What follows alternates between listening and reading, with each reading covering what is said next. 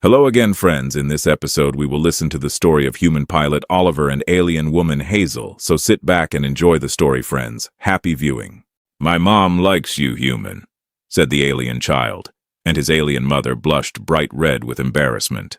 There is a particular sound a courier shuttle makes right before it stops being a shuttle and starts being a very expensive scattering of parts across an alien jungle, and Oliver had come to know it intimately over the last 90 seconds.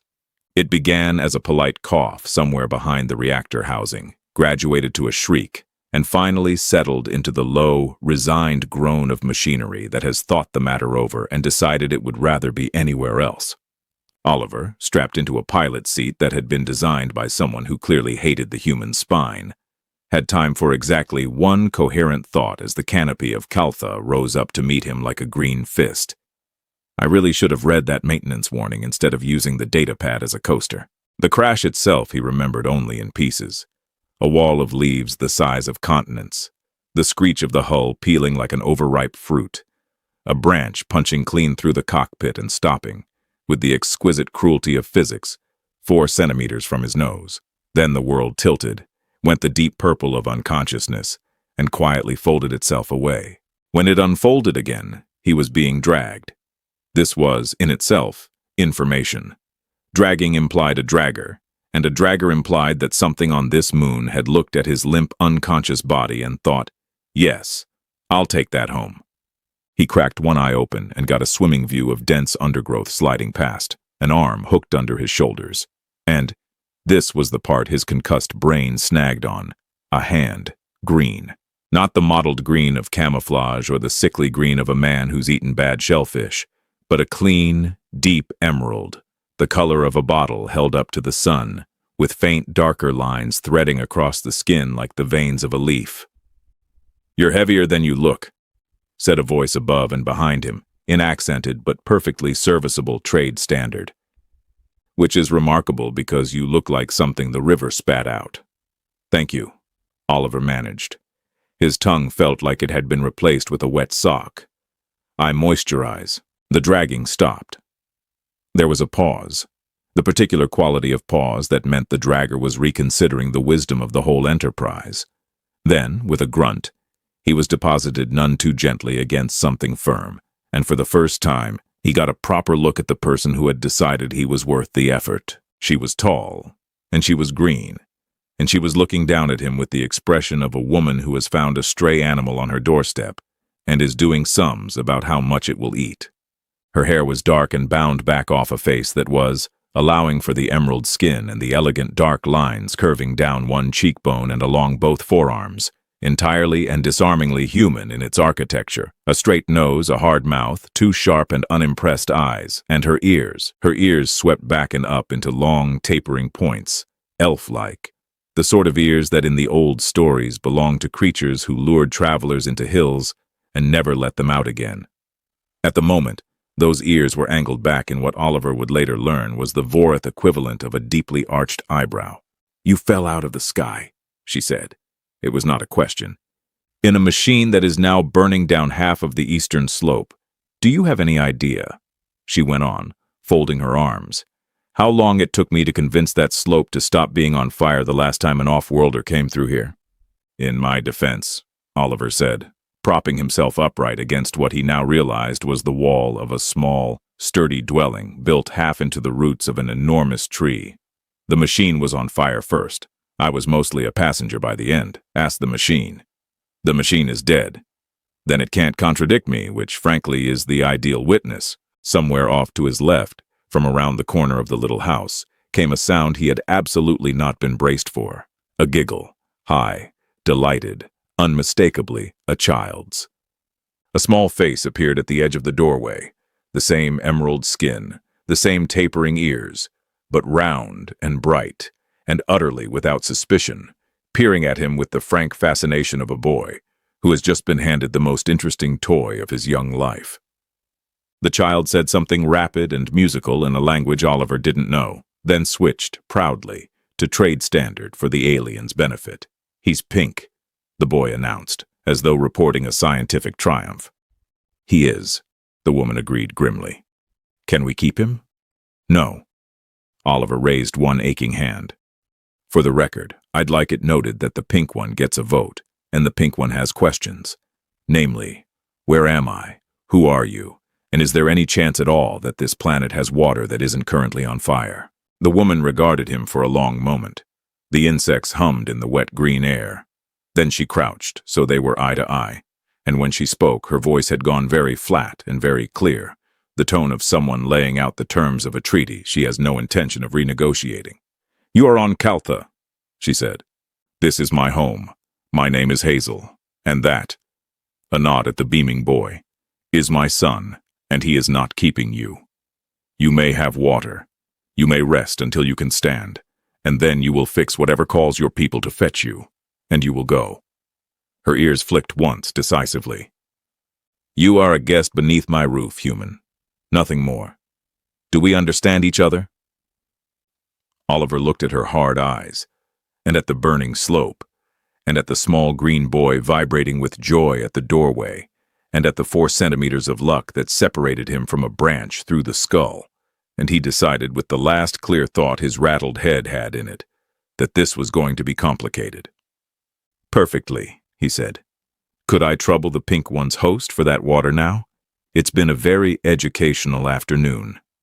Oliver discovered over the following days that being a guest beneath Hazel's roof was a great deal like being a piece of furniture she strongly suspected of trying to steal from her. She watched him the way one watches a pot that has boiled over once already. When he moved, her ears tracked him. When he spoke, she answered in the fewest words the situation would legally permit. And when he tried on the second morning to help with the great sputtering copper contraption that hunched in the corner of the yard wheezing like an asthmatic organ, she crossed the whole clearing at speed to stand between him and it, as though he'd reached for a sleeping child.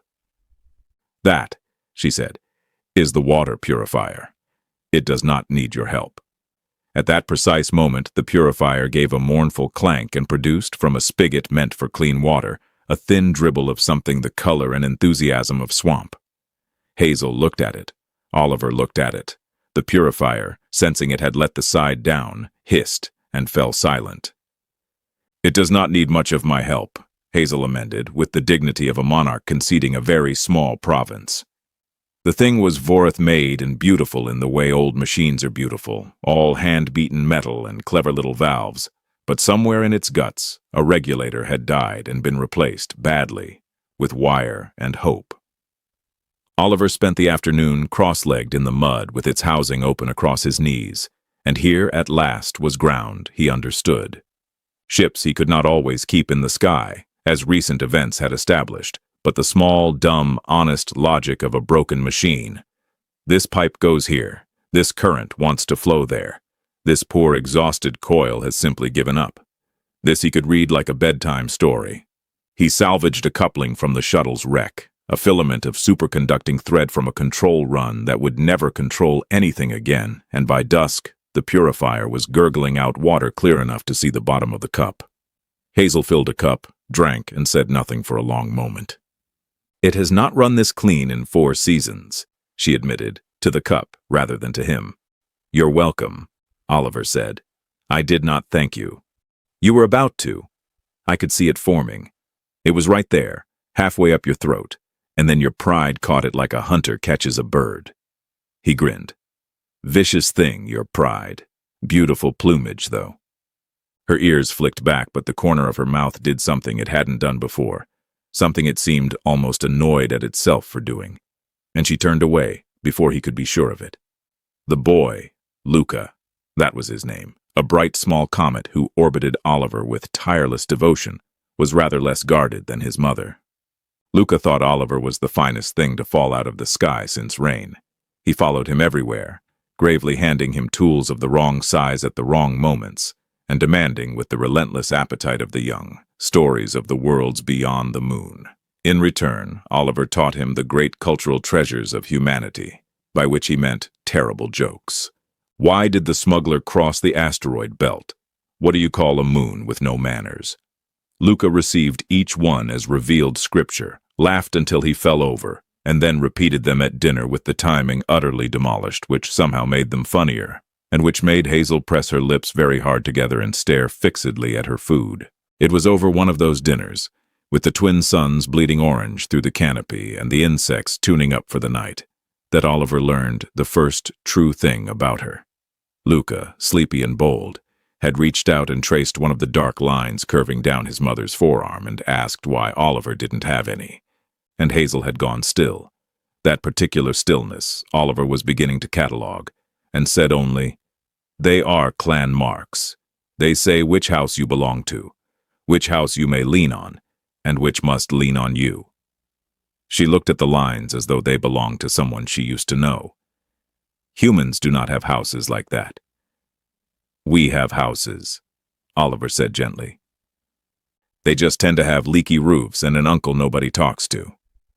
Then you understand more than you think."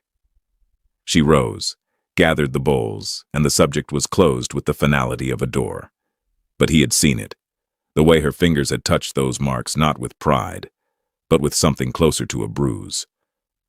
A woman living alone with her son at the far wet edge of nowhere, bearing the sign of a house she never spoke of, in a country her people did not come to.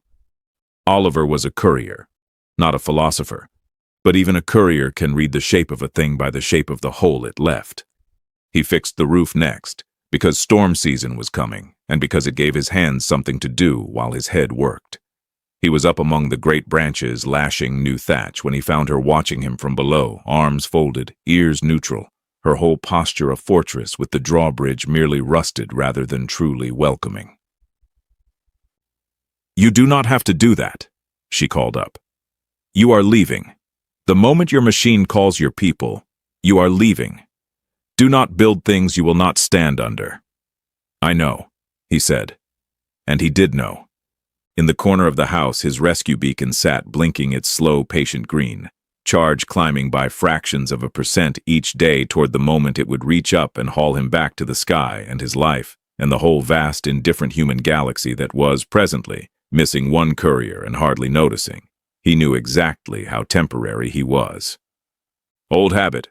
I fix what's in front of me. Even the roofs I won't stand under." She opened her mouth to answer, and that was when it came, low and long and mournful, rolling up the valley from somewhere far to the north, a sound like a horn made of brass and grief, 3 notes that hung in the humming dusk and would not fade. Oliver felt it in his teeth before he understood it. Down in the clearing, Hazel had gone the stillest he had ever seen her. Every line of that hard, guarded body had locked rigid, and her ears had flattened all the way back against her skull, and the color had drained out of her face until the emerald looked almost gray. "Hazel," he said, from up in the branches. "What is that?" For a long moment she didn't answer. The horn sounded once more, farther off now, and died. "Nothing," she said, which was the first lie she had ever told him, and they both knew it. "Come down. It will storm soon." The storm that the horn had promised arrived 3 nights later and stayed for 4, hammering the new thatch with the sincerity of a creditor and turning the world beyond the little house into a gray, roaring nothing. Oliver's beacon climbed steadily through it all, indifferent to weather, blinking its patient green in the corner, like a small mechanical heart that only cared about one thing.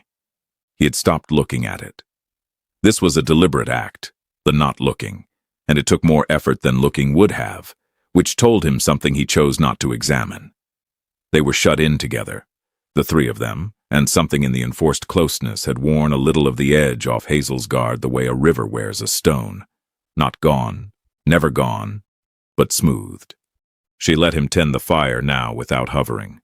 She had, twice, laughed outright at something he said, and each time looked so betrayed by her own mouth that Oliver had nearly laughed harder at the look than at the joke.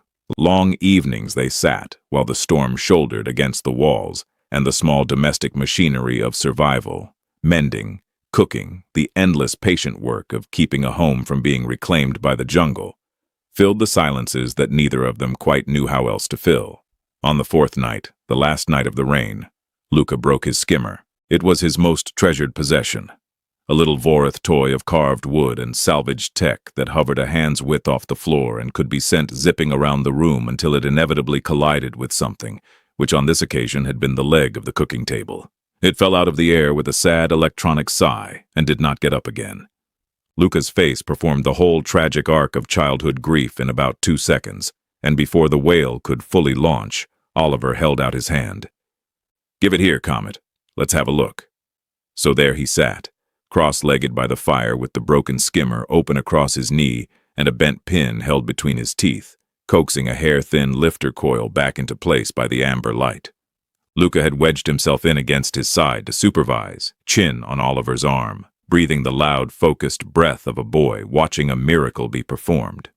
Across the room, Hazel stirred something at the fire, her back half to them, the clan lines on her forearm catching the light as she worked.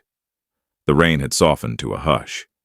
The insects, drying out, had begun their evening hum. It was, Oliver thought, without meaning to think it, the most peaceful he had felt in a very long time. Longer than the 3 months on Kaltha. Longer than that. He touched the coil home.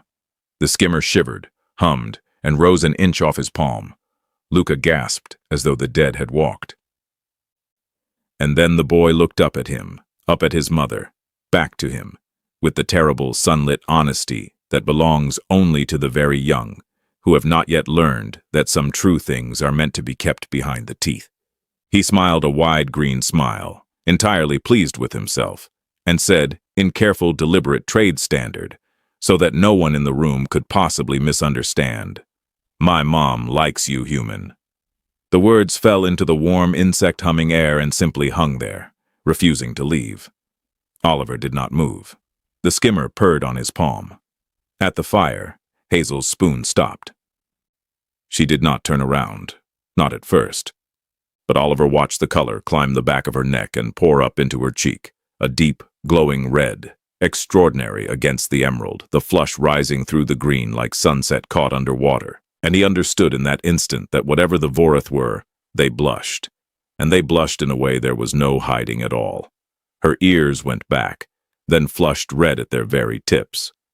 She turned sharply toward the window and the black streaming glass, giving them the whole rigid line of her shoulders, and reached for something on the sill that Oliver was fairly certain did not exist, because her hand closed on nothing and stayed there.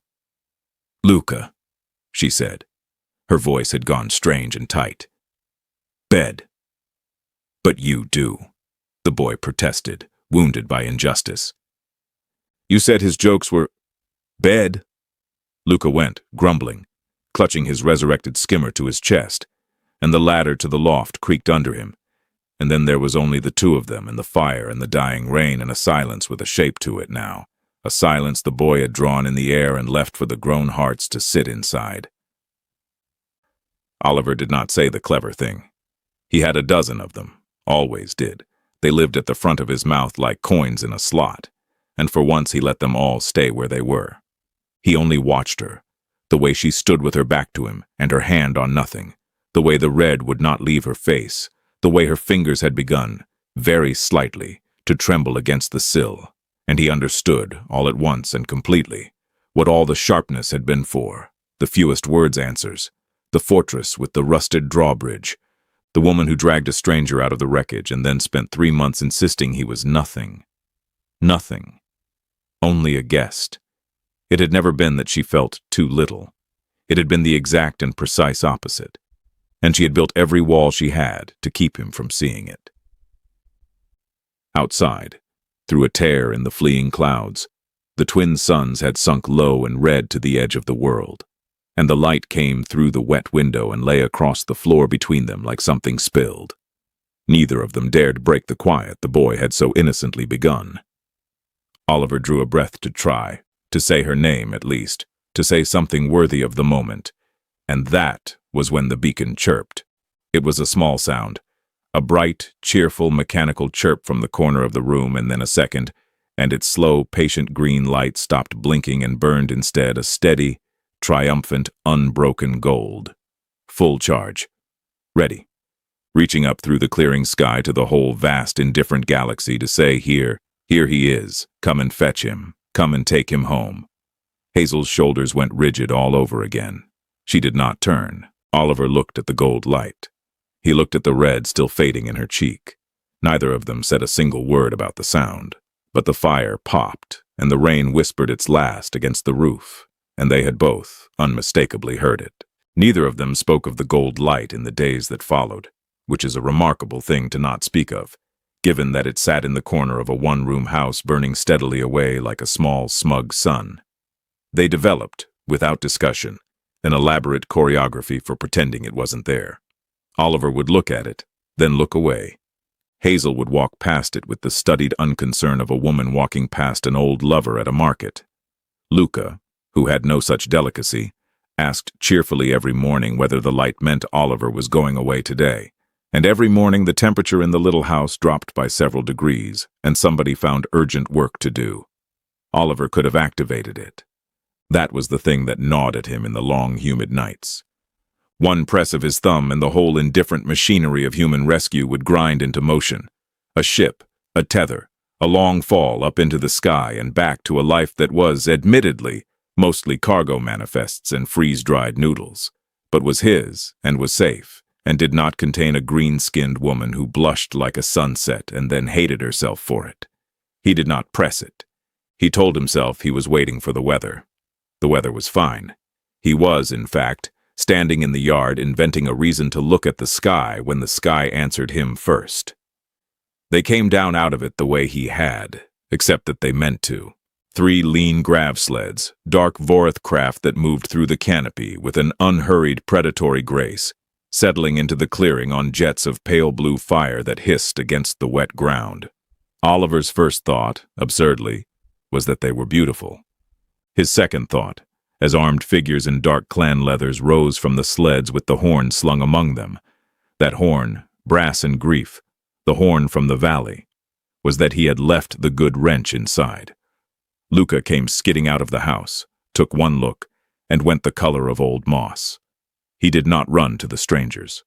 He ran behind Oliver and gripped a fistful of his trouser leg and went silent in the particular way that told Oliver more than any wail could have. Hazel came out last.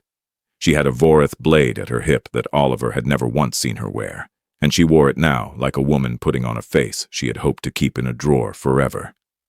She stopped in the doorway, and she looked at the tall figure stepping down from the lead sled, and she said one word, low and flat, and full of 4 winters of dread. Matteo. He was broad where she was lean, and his clan lines were the same as hers. The same house, Oliver realized, the same dark pattern curving down the forearm, and his face had the heavy handsomeness of a man entirely certain that he is the reasonable party in every room he enters. He looked at Hazel with something that was almost tenderness and almost contempt, and was, in the end, only ownership. "Sister," Matteo said, in trade standard, and Oliver understood the courtesy was for him. A message. "I see the outsider, and I want him to hear this. You are difficult to find. You have been difficult to find for 4 seasons. My brother's son should not be raised at the wet end of nowhere by a widow who runs from her own house." "Your brother's son," Hazel said, "is my son.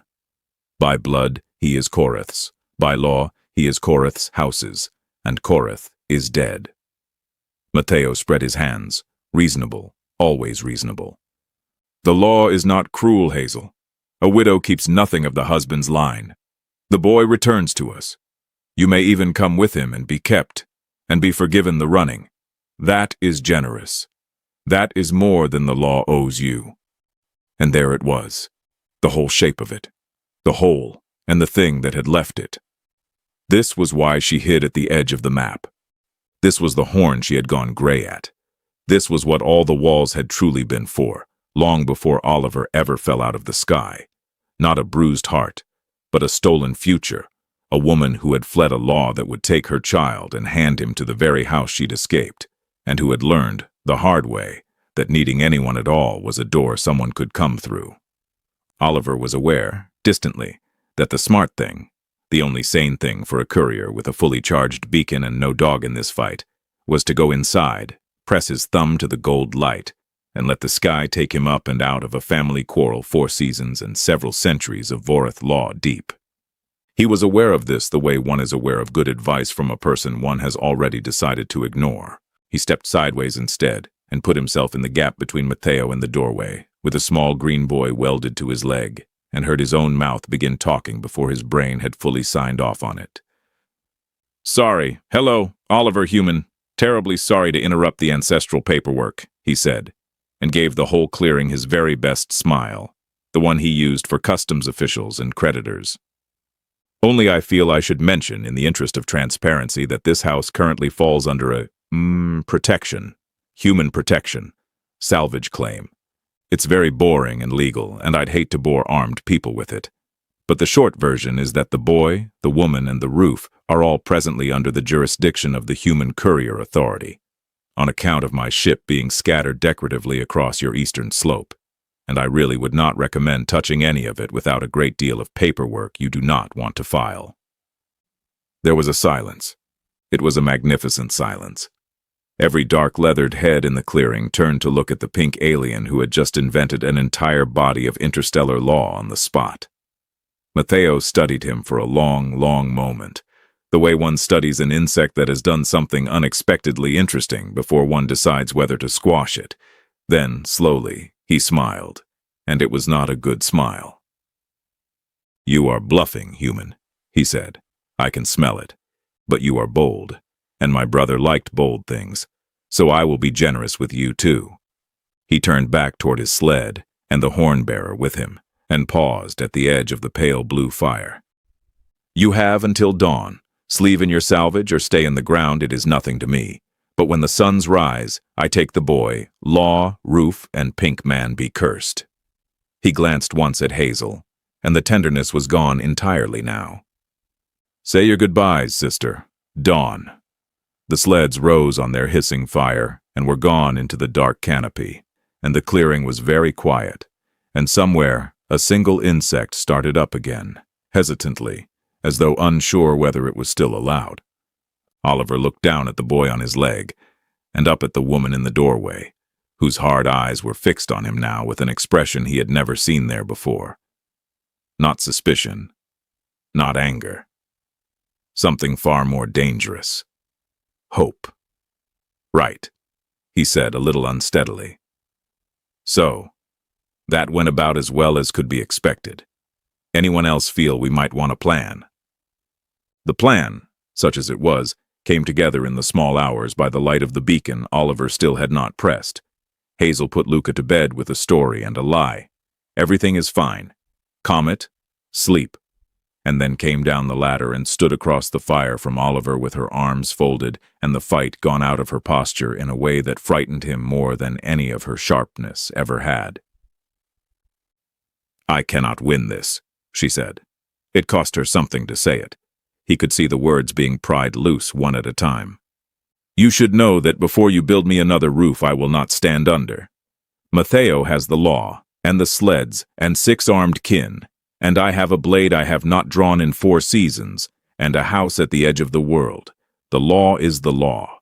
When the suns rise he takes my son, and there is nothing you or I or your invented human authority can do about it." She looked at him, and for once she did not look away.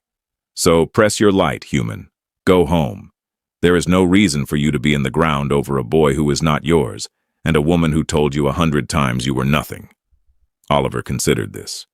Then he set down the beacon very deliberately on the far side of the room, out of easy reach, the way a man puts a bottle where he will not be tempted to drink it.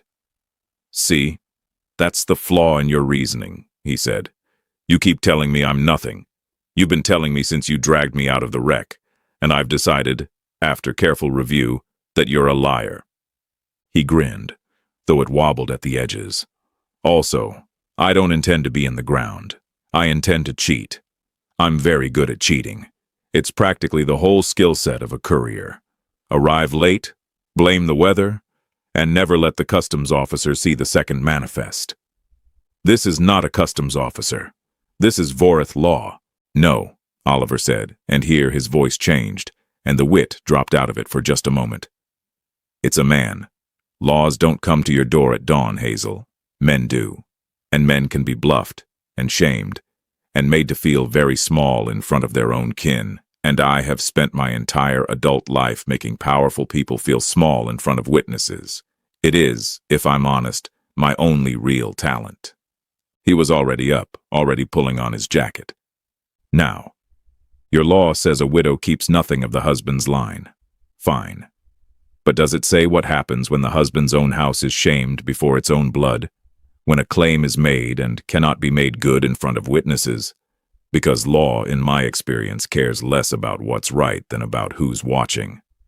They worked till the sky grayed. Oliver went out to the wreck and came back filthy and wired-eyed, dragging with him the shuttle's failing systems. A hull breach charge that no longer had a hull to breach, a signal array that could scream across a solar system, a bank of running lights that had once guided cargo through the dark. None of it was a weapon. All of it, arranged just so around the clearing and half buried and wired to his datapad, could be made to look like one, could be made to hum and pulse and threaten with the whole overwhelming authority of technology no Vorreth kin-hunter had ever seen. It was theater. It was the second manifest. It was every bluff he had ever run, staked on a single dawn. And if he calls it, Hazel said, watching him bury the last of it. Then I improvise louder, Oliver said. Improvising louder is the entire back half of my skill set. The suns rose the color of struck brass. The sleds came down on their hissing blue fire exactly as promised, and Matteo stepped off the lead one with the horn-bearer at his shoulder and the law in his heavy, handsome face, and stopped because the clearing had changed in the night. It hummed now. Lights pulsed in the undergrowth. The signal array turned slowly on the roof like the eye of something enormous and patient, and Oliver stood in the middle of it all with his datapad held negligently in one hand and his thumb resting near a button, wearing the smile he used for customs. "Morning," Oliver said. "You'll forgive the redecorating. Human courier authority takes its salvage claims very seriously, and I'd hate for anyone to cross a boundary they couldn't uncross." For a moment, one long, magnificent moment, it worked. Oliver saw the hunter's eyes go to the humming lights, saw uncertainty ripple through the six of them like wind through grass, saw even Matteo hesitate. And then a child's voice, high and delighted and utterly catastrophic, rang out from the doorway. "Oliver!" cried Luca, who had woken and slipped his mother's watch and seen his hero standing in a field of pretty lights. "Oliver, is it the game? Is it the pretend lights like you showed me?" The silence that followed had a texture. Matteo's face went slowly from uncertainty to understanding to something almost amused, and he drew his blade, and the bluff died in the humming air. What happened next happened fast. Matteo came forward, and Hazel drew her long unused blade and put herself before the door, and the hunters moved, and Oliver, with no cards left and no manifest left to hide behind, did the only thing left to a man who cheats for a living and has run entirely out of cheats. He put his body where the blade was going. He got between Matteo and the boy, and the blade meant to move him aside, opened a long, hot line across his ribs instead, and he went down hard in the mud with the world tilting purple at the edges the way it had the day he fell out of the sky. But he had bought a second, and in that second Hazel stopped being a woman defending a doorway and became something else entirely. Enough. Her voice cracked across the clearing like the horn itself. She stood over Oliver's fallen body, blade up, red flooding her face. Not the blush now, but its furious cousin. And she looked at Matteo, and at his six kin, and at the horn, and she said the thing 4 seasons of hiding had never let her say aloud. "Vorreth is dead, and you would take his son and hand him to the house that could not even keep the father alive, and you would cut down the one soul in all the worlds who stood between my child and your blade. A stranger, a guest who owed us nothing and gave us everything. Look at him." Her voice broke and did not stop. "Look at what your law costs, Matteo. Look at what you are, in front of your own blood, at dawn. I chose him. Do you hear me? Widow or not, law or not, I choose them both, out loud, before you all. Now cut me down too, or be the man your brother thought you were." And Matteo, with his kin watching, with his dead brother's memory watching, with a bleeding human at his feet who had bluffed a whole clan and taken a blade for a boy not his own, lowered his weapon. Matteo did not speak for a long while. He stood over the bleeding human and the woman who had chosen him, and something worked itself out behind his heavy, handsome face, some slow, grinding reckoning with the brother he'd lost, and the law he'd carried all this way, and the 6 pairs of kin eyes fixed on him now, waiting to see what kind of man their leader turned out to be at dawn. When he finally sheathed the blade, he did it the way a man sets down a weight he has carried too far, and only now realizes he never had to lift. "My brother," he said at last, and his voice had lost its reasonableness and found something more honest underneath. "Chose bold things, and badly guarded things, and things that made his kin uneasy." He looked down at Oliver, who was doing his level best to bleed with dignity, and mostly failing. "He would have liked you, human. He would have liked you enormously, which is precisely why the rest of us would have found you exhausting." He turned to Hazel, and the ownership was gone from his face entirely now, leaving only something tired and something like shame. "The law says a widow keeps nothing, but the law also says a house is shamed by a claim it cannot make good with honor. You have made your choice before witnesses, and my kin have seen what the claim costs, and I will not be the man who cut down my brother's memory to win an argument at dawn." He straightened. "The boy is yours. The house is yours. I withdraw the claim, and I will tell our people it was withdrawn with honor, which, for what it is worth, it now is." And that was that. 4 seasons of hiding, ended not by a blade or a bluff, but by a woman finally saying out loud the thing she'd built every wall to hide. The sleds rose on their pale blue fire, and the horn did not sound, and Matteo left them a satchel of clan medicine at the door on his way out, which was the closest a Vorreth of his house came to an apology.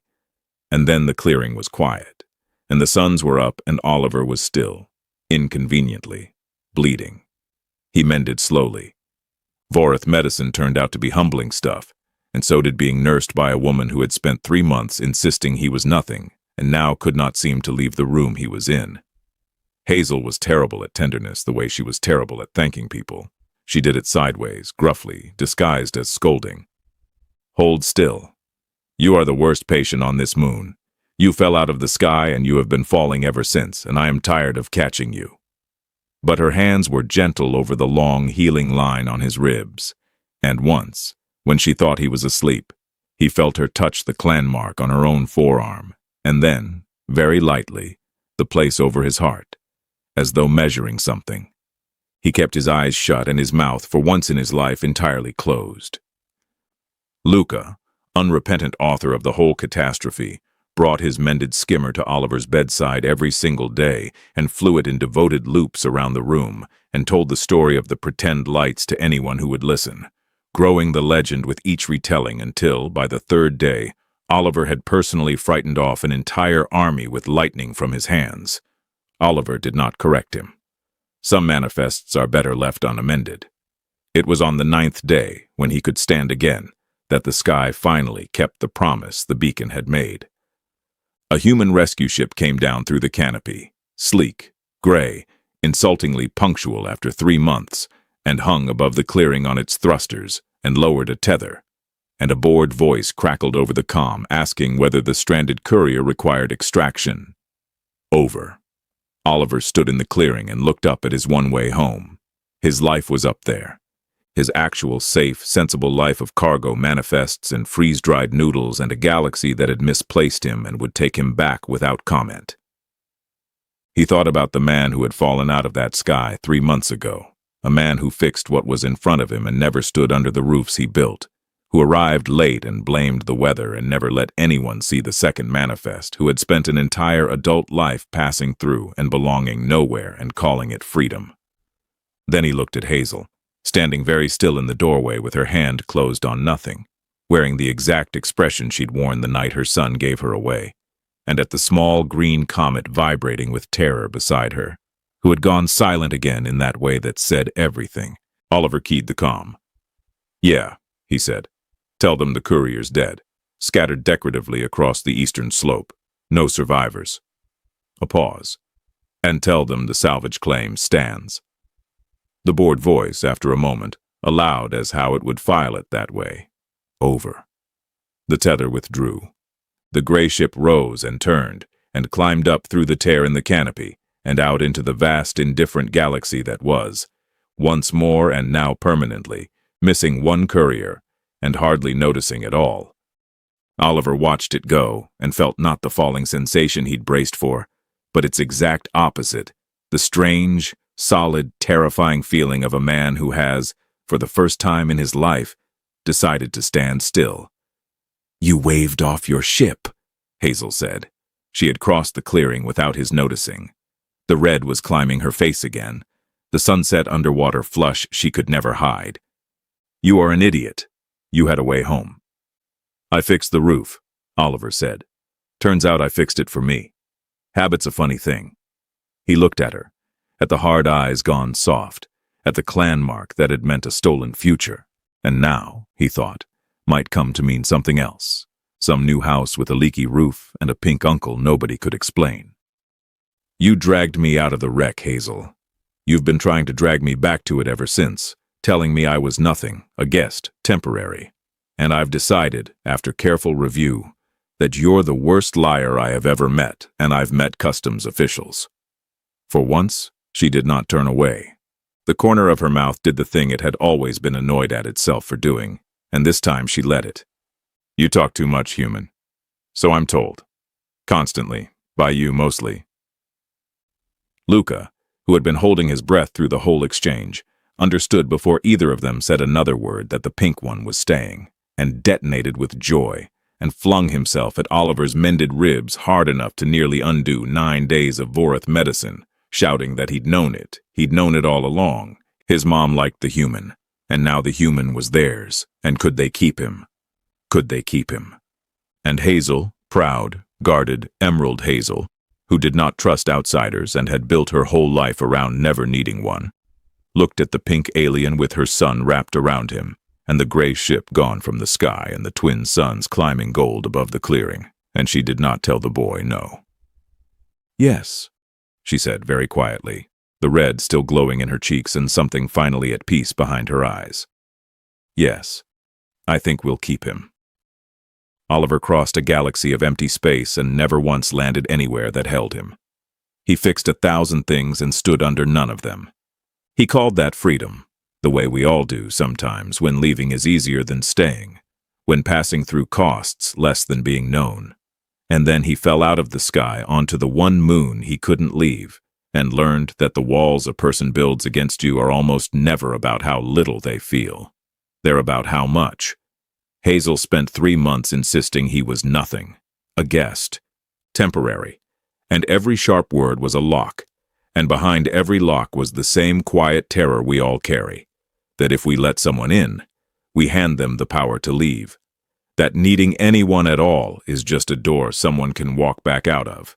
It took a child, who hadn't yet learned to hide his heart behind his teeth, to say the true thing out loud. "My mom likes you, human." 5 words, and a fortress came down. So here is what the story leaves in your hands, to carry out of the dark and into whatever room you're sitting in tonight. Somewhere in your life there is a door you've closed, a person you've kept at guest, kept at nothing, kept it temporary, not because you feel too little, but because you feel too much, and it frightens you. And somewhere, there is a ship you could still wave off, a safer, emptier life you could still choose, one thruster burn away. The question the story asks is only this: when the tether drops and the way out opens, will you climb up into the vast, indifferent sky that will hardly notice you're gone? Or will you, for once, decide to stand still and let yourself, at last, be kept? The end. Our story ends here, friends. If you enjoyed the story, please hit the like button, leave your thoughts in the comments below, and don't forget to subscribe to Sci-Fi Traveler so you don't miss the next story. Goodbye.